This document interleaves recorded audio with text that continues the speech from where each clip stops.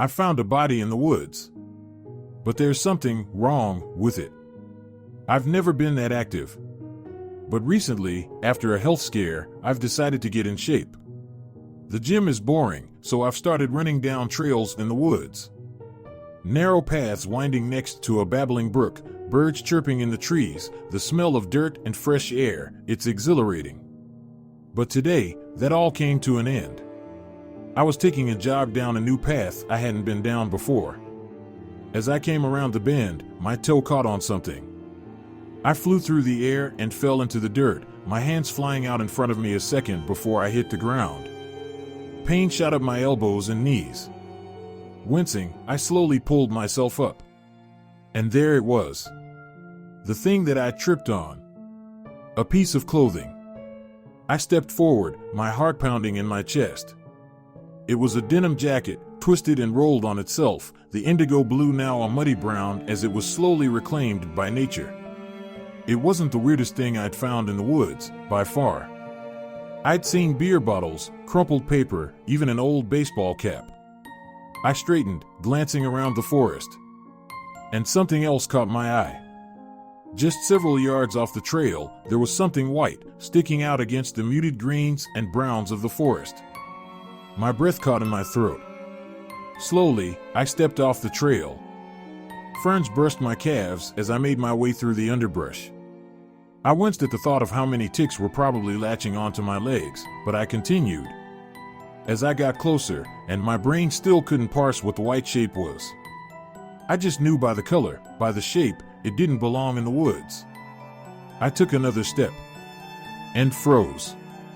Next to the shape was a mess of tangled, dark hair. It's a body. I began to scream. No one could hear me. I was a few miles from the road, from any houses, but I couldn't help it. I screamed and screamed and screamed until I was out of breath. The woman was lying face down in the underbrush. The ferns and long grasses had grown up around her, nearly engulfing her entire body. There was no smell, she'd probably been here a while. And the white I'd seen, it was the white of her t-shirt, poking up through the foliage. Oh my God. What do I do? My hyperventilating breaths echoed in the empty clearing. Call the police. Right. I pulled out my phone. I stopped. A few feet away from the body, laying in the tall grass, was a shoe. I took a step in its direction, and my entire body seized up as it came into full view. It's my shoe. It was identical. A pink Nike sneaker, with white laces and a silver swoop logo. I swallowed, but my throat was dry. It's a popular sneaker. So this woman wore them. So what? Doesn't mean anything. Except, I turned back to the body. The woman had long, dark, wavy hair. She was wearing black leggings and a white t-shirt, like I often wore. Like I was wearing, right now. The ground spun underneath me. Just a coincidence. Just a coincidence. But I had to know. Slowly, I crouched down. I grabbed a stick near my foot and raised it to the woman's neck. Nearly gagging, I carefully lifted a lock of hair to expose the gray, desiccated skin of the woman's neck. No. A faded tattoo of a cross stared back at me. She has my tattoo. She has my freaking tattoo. I leapt back. My heel hit uneven ground and I lost my balance. I fell, rear first, onto the damp dirt. Staring at the corpse, at the tangled mess of hair. It can't. I forced myself up. Tore my eyes away and sprinted back through the ferns, back to the trail. I ran as fast as I could, my entire body burning. My lungs ached with each breath. But all I could think about was running. Getting away from the body.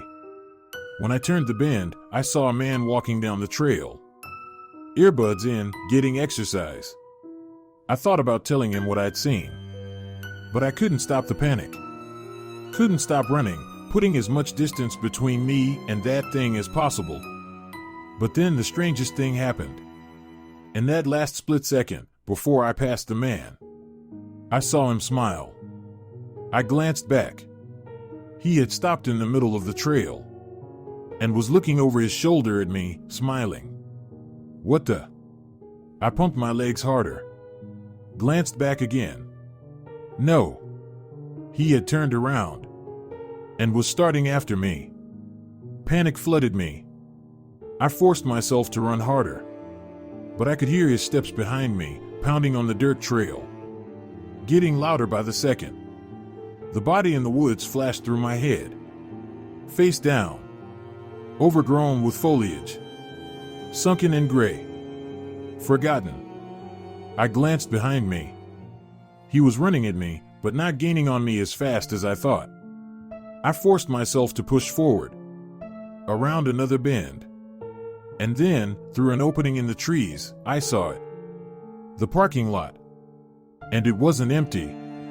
A family was getting ready to take a walk on the trail, and they could see us. Help! I screamed.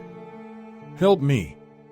A flurry of movement as the father pulled out his phone and called the police, while the mother ushered the kids back inside the car. I glanced back to see the man scurrying off into the underbrush, trying to hide. But it was too late for him. The police identified the man as a local who'd been accused of stalking women before. They were able to find him in the woods and bring him into custody. But they didn't find a body. I revisited the spot several weeks later, and while I was certain that was the exact spot, there was no body. Just the ferns, swaying in the breeze, dappled by early summer sunlight.